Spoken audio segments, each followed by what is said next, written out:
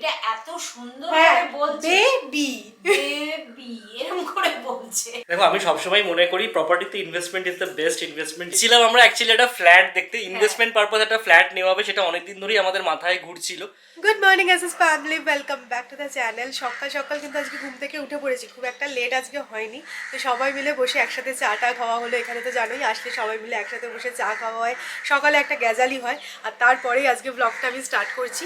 আমাদের এখানে জানো তো এত পরিমাণে গাছ আছে না, মানে কৃষ্ণচূড়া, রাধাচূড়া। সকালবেলা দেখলাম কি সুন্দর পাখি ডাকছে, আর এখন শুধু কাক ডাকছে, তোমরাও নিশ্চয়ই আওয়াজ পাচ্ছ। এখানে ঠান্ডা ফুরফুরে হাওয়া দিচ্ছে, আমি ব্যালকনিতে এসে দাঁড়িয়েছি। গায়ে কিছু দেওয়া যাচ্ছে না, এই ঠান্ডা হাওয়াটা খুব ভালো লাগছে। কিন্তু এই হাওয়াটাই হচ্ছে মেন কাল, মানে আমার যা ঠান্ডা লেগেছে। তো আমি শুধু ব্লগে বলছি কি ঠান্ডা লেগেছে, বিশ্বাস করো। ব্রায়ানিয়া খাচ্ছে কিন্তু তাও কোনো কাজ হচ্ছে না। এই যে ব্যাগে আমি দেখো ব্রায়ানিয়ার বড় একটা শিশি নিয়ে ঘুরছি, আর 2 ঘন্টা অন্তর অন্তর চার্জ কিন্তু করছি।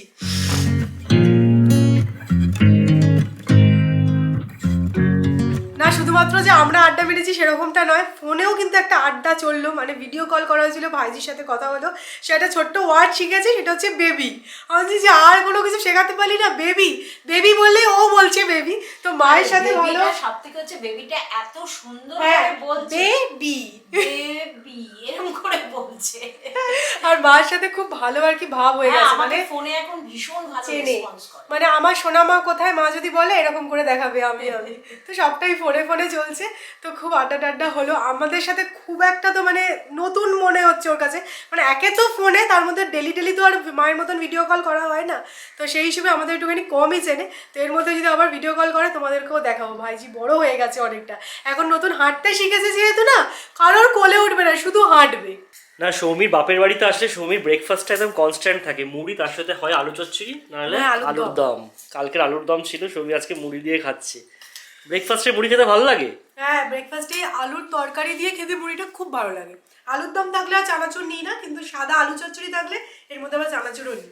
না এটা আমি তোমাদের কমেন্টস পড়েও দেখেছি যে বাগনান সাইডে, মানে হাওড়া সাইডের লোকেরা কিন্তু সকালবেলা মুড়ি খেতে খুব পছন্দ করে। আমার খুব ভালো লাগে। জেনারেলি এই লঙ্কাগুলো দিয়ে আচার কিংবা পকোড়া বানানো হয়, কিন্তু মা আজকে বানাচ্ছে আলু, ডাঁটা, বড়ি আর কড়াইশুঁটি দিয়ে একটা টক টক ঝাল ঝাল তরকারি, যেটা খেতে খুব ভালো হয়। আমার অ্যাকচুয়ালি খেতে খুব ভালোবাসে, হ্যাঁ, তাই জন্য বাবা এনে রেখেছে। তো এই লাল লঙ্কাগুলো ইজিলি অ্যাভেলেবেল, মা বানাচ্ছে বলে আমি ভালো, ধরো তোমাদের সাথেও শেয়ার করে দিই, তোমরাও ট্রাই করে দেখতে পারো। আমার বাপের বাড়িতে না একটু ঘুরিয়ে ফিরিয়ে রান্না হয়, শ্বশুর বাড়িতে রান্না নিয়ে খুব একটা এক্সপেরিমেন্ট করা হয় না। আর মায়ের এখানে অনেক রকমই নতুন নতুন তোমরা রান্না দেখতে পারবে, তো এইগুলো দিয়ে বানিয়ে দেখতে পারো। তো মা বানাচ্ছে, তোমাদের সাথেও শেয়ার করে দিচ্ছি। চল, বড়ি ভেজে তুলে রাখা হয়েছে, এটা হচ্ছে চাল কুমড়োর বড়ি, খেতে খুব ভালো হয়। কালকে রুনুমাসি এসেছিল, রুনুমাসির বাপের বাড়ি হচ্ছে মেদিনীপুরে, তো ওখান থেকে মার জন্য এনেছে বড়ি। তাই তো বড়ি বাড়িতে তৈরি করে একদম ঘরোয়া বড়ি, ঘরোয়া বড়ি দুটো একসাথে বলেছি। তো প্রথমে অ্যাড করতে হবে হিং আর কাঁচা লঙ্কা ফোড়ন। এবার সমস্ত সবজিগুলো অ্যাড করে দিচ্ছি, আলু, ডাঁটা আর কড়াইশুঁটি।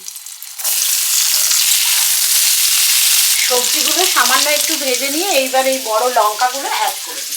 আর এই লঙ্কাগুলো কিন্তু একটুও ঝাল নেই, শুধু আছে ফ্লেভার, তাই না? হ্যাঁ, খুব ভালো লাগে খেতে ওই কারণে।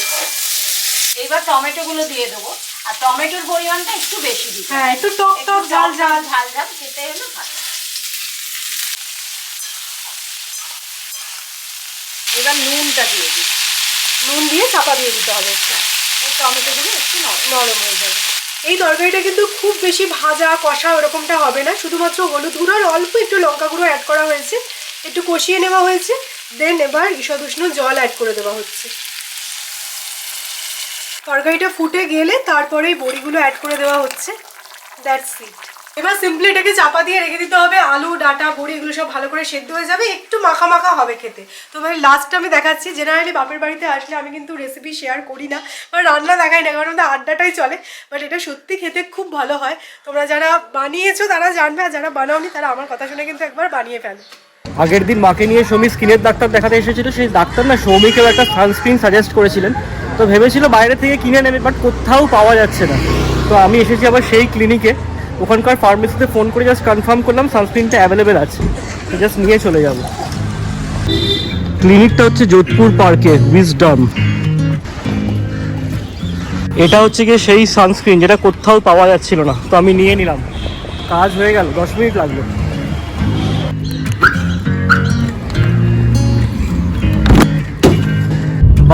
ফেরার সময় ঢাকুরিয়া স্টেশনের এই রেল গেটটা ওপেনই আছে, ঝট করে পৌঁছে যাব। এটা একবার পড়ে গেলে না অনেকক্ষণের ধাক্কা হয়ে যায়।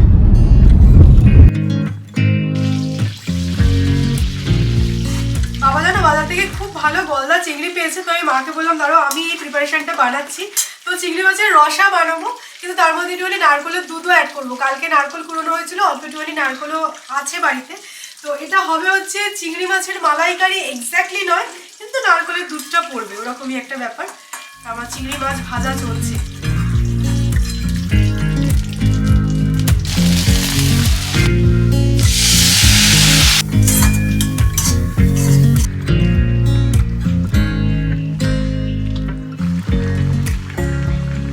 চিংড়ি মাছ রেডি হয়ে গেছে, জাস্ট একটুখানি ফুটিয়ে নেবো, কারণ এতটা গ্রেভি তো লাগবে না।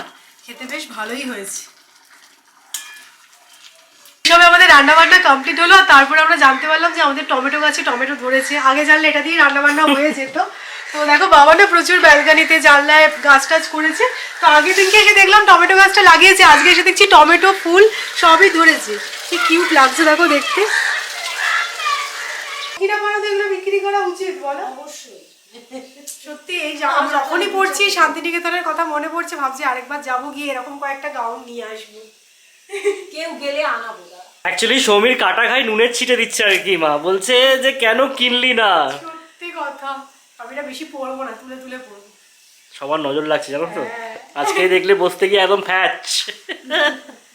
লাঞ্চটা বেশ চিংড়ি মাছের ওপর দিয়েই হচ্ছে। এখানে ছোট চিংড়ি দিয়ে থোড়, এখানে বড় বড় গলদা চিংড়ি দিয়ে চিংড়ি মাছের রসা, এখানে সেই তরকারিটা যেটা সৌমি তোমাদেরকে দেখালো, কড়াইশুঁটি ডাঁটা বড়ি দিয়ে একটা তরকারি, ডাল, চাটনি, মানে অনেক রকম। 1 2 3 4 5 পঞ্চব্যঞ্জন হয়ে গেছে আর ওর কি। দিয়ে চিংড়ি মাছটা খেতেও কিন্তু খুব ভালো লাগে।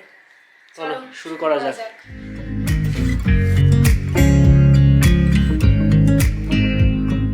লাঞ্চ করে আমি সৌরভ বাবা তিনজনে মিলে বেরিয়েছিলাম।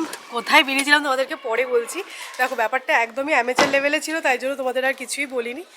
তো বাবা নেমেও গেছে, চলো ফেরা যাক, দেন ডিটেলসে বলছি।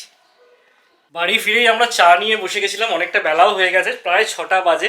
তো সৌমি দেখলাম গাড়ি থেকে নামতে নামতে কী সব তোমাদের সাথে বকবক করছে। কোথায় গেছিলাম সেটা ভেবেছিলাম এসেই তোমাদেরকে বলবো, বাট ও দেখি অলরেডি লিক করে দিয়েছে। না আমি লিক করিনি, আমি জাস্ট বলেছি বেরিয়েছি। কোথায় গেছি বলি? গেছিলাম আমরা অ্যাকচুয়ালি একটা ফ্ল্যাট দেখতে, ইনভেস্টমেন্ট পারপাস একটা ফ্ল্যাট নেওয়া হবে, সেটা অনেকদিন ধরেই আমাদের মাথায় ঘুরছিল, কিন্তু সেই আইডিয়াটাও আস্তে আস্তে বেরিয়ে গেছিলো। এত এদিক ওদিক তালগোল চলে, সেটা নিয়ে আর মাথাতেই ছিল না। বাট বাবার একটা চেনা জানা রেফারেন্সে আমরা একটা ফ্ল্যাটের সন্ধান পাই। তো ভাবলাম যে ঠিক আছে বসে আছি, আজকে গিয়ে একবার দেখে আসি কিরকম কি ব্যাপার না ব্যাপার। তো দেখি কিরকম লাগলো সবার। আমার কিন্তু ভালোই লেগেছে। সৌরভের খুব একটা পছন্দ নেই, মা যায়নি, মা ছবিতেই দেখেছে। তুমি বলো কি? ছবিতে দেখেছি, আমি তো সামনাসামনি দেখিনি। তবে আমি একটা কথাই বলবো যে ফ্ল্যাট কেনা একটা তো সেই মানে একটা শাড়ি কেনা নয়, একটু দেখে শুনে নে। আরো কয়েকটা দেখো, সব ফ্ল্যাটেরই কিছু কিছু প্লাস আসবে, কিছু কিছু মাইনাস। না আমার যে কারণে মানে ভালো লাগেনি বলছি, সেটা হচ্ছে কি মানে ফার্স্ট ইমপ্রেশনটা যেন ফিল গুডটা ঠিক এলো না। মানে ইনভেস্টমেন্ট পারপাসে নিলেও যে ধরো পরবর্তীকালে কিনবে বা যে যাকে আমি রেন্টে দেবো সে ঢুকেই বেশ বেশ ভালো লাগলো, এই ফ্যাক্টরটা না আসলে না ঠিক প্রপার্টিটাতে জমে না আর কি। তো সেটাই আমি ভাবছি কি করব না করব। না না এটা ফাইনাল সেরকম কিছু না। দেখো আমি ওই কারণে ভিডিও করিনি, কারণ মানে অ্যামেচার লেভেলেই ব্যাপারটা। তো জাস্ট বাবার রেফারেন্স ছিল বলে আমরা দেখতেটা গেছি, দেখলাম মানে যে ফ্ল্যাট কিনে নিলাম সেরকম। মা বললো শাড়ি কেনা এটা নয়। তবে হ্যাঁ একটা কথা বলতেই হবে, হ্যাঁ দামের দিক দিয়ে দেখতে গেলে ঠিক আছে, লোকেশনটা খুব ভালো, জল দাঁড়ায় এটাও বলছি। কিন্তু দেখো সারা বছর জল দাঁড়ায় না, কলকাতার সব জায়গায় এখন জল দাঁড়ায় না, এরকম বললে হবে না, কম বেশি সব জায়গায় জল দাঁড়ায়। যাওয়ার সময় প্রত্যেকের এন্থু একদম হাই ছিল, দেখে আসার পর দেখলাম সবাই একটু পা ঘষছে আর কি। কেউই বলছে না যে হ্যাঁ খুব ভালো, সৌমি যতই বলুক হ্যাঁ আমার পছন্দ হয়েছে আমার পছন্দ হয়েছে, কিন্তু সেরকমটা নয়। আরো দেখা উচিত, এটা দেখেই এক্ষুনি না। তবে হ্যাঁ আমার মতে এর সাথে একটু নেগোশিয়েটও মানে এটাকেও লিস্টে রাখা যেতে পারে, প্লাস আরো দেখা যাক কি হয়। তো এটা একটা আর কি আমাদের প্রজেক্ট ছিল, মানে প্রজেক্ট ছিল অনেকদিন ধরেই মাথায় ছিল, বাট সেটা আর হয়নি। জানি না হবে কিনা ভবিষ্যতেও, বাট হ্যাঁ ঠিক আছে অল্প অল্প করে স্টেপস নিলে চেষ্টা করলে ঠিক হবে। দেখো আমি সবসময় মনে করি প্রপার্টিতে investment is the best investment, যেহেতু আমাদের পেনশন টেনশন কিছুই নেই। আর তারপরে এখনই যা মার্কেট রেট, নেক্সট 20 থেকে 25 বছর পর কি হতে চলেছে সেটা ভাবলেই যেন ভয় লাগে। তো অল্প অল্প করে সঞ্চয় করে রাখাটা খুবই ইম্পর্টেন্ট, তো সেটারই আর কি চিন্তা ভাবনা। দেখো একদিনে বললেই তো আর এইসব জিনিস হয় না। আমাদের মিডল ক্লাস ফ্যামিলিতে ফ্ল্যাট কিনবো বলে কালকে গেলাম গিয়ে কিনে নিয়ে চলে এলাম সেরকমটা হয় না। আমরা অনেক দিন ধরে এরকম ছোটো ছোটো দেখছিলাম, আরও হয়তো দেখবো, তারপরে কি হয় তোমরাও জানতে পারবে আর আমরাও আপডেট দিতে থাকবো।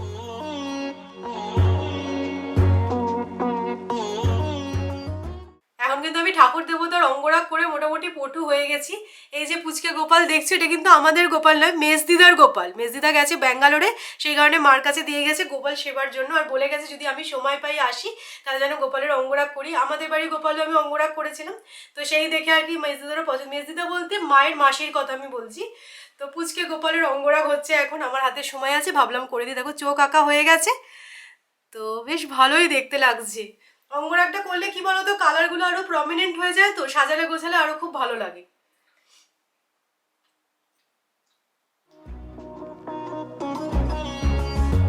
You might be the one that truly get me, and I might be the one you really want. গোপালের অঙ্গরাগ করে আমি খুবই ক্লান্ত হয়ে পড়েছিলাম, তাই জন্য মা আনিয়ে দিয়েছে মিও আমরের থেকে চিকেন ক্লজ। তো এটা খেয়ে এবার আমরা গুটি গুটি বেরোবো। আজকে একটুখানি লেট করে বেরোনোরই প্ল্যান আছে, মানে 8:30 9টা করে বেরোবো। এখন কটা বেজেছে? 8:10। হাতে একটু সময় আছে, চিকেন ক্লজ খাই, তারপর একটু চাটা খেয়ে বেরোনো যাবে। চলো, এই যে ব্যাগ কাঁধে নিয়ে নিয়েছি, টাটা, আবার দেখা হবে, চললাম, বাই বাই। এই যে বাবাকে অনেকক্ষণ পর ক্যামেরায় দেখা গেল, বাবা খুব একটা ক্যামেরা ফ্রেন্ডলি নয়। চলো আসি, পৌঁছে যাবো তাড়াতাড়ি। টাটা। না যাওয়ার আগে অন্তত 4 বার আসা চাই। 4 বার আসা চাই।